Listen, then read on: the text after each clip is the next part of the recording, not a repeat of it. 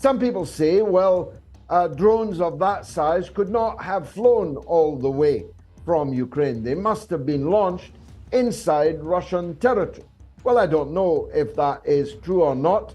I know that the rocket time from the Ukrainian border, as was, to Russia is only a couple of minutes. So I'm not necessarily convinced that these drones could not have flown from the Ukraine. But if they were launched inside Russia, they were clearly launched by agents of Ukraine. But I want to widen the circle of responsibility much more significantly.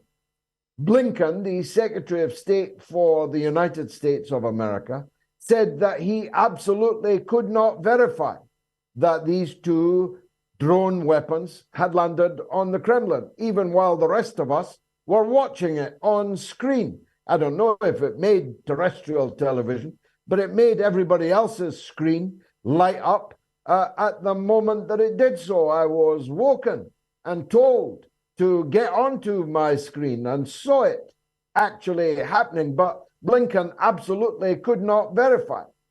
The Pentagon then later said that they had no advance knowledge of this attack on the Kremlin. Well, whether they did or whether they didn't, the responsibility is theirs. Ukraine long ago lost agency in this conflict.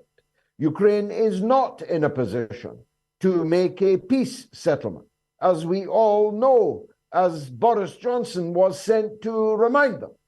Ukraine cannot prosecute the war without the wherewithal being constantly shoveled into them by the other NATO powers. And all those NATO powers are all under the direction of the United States of America.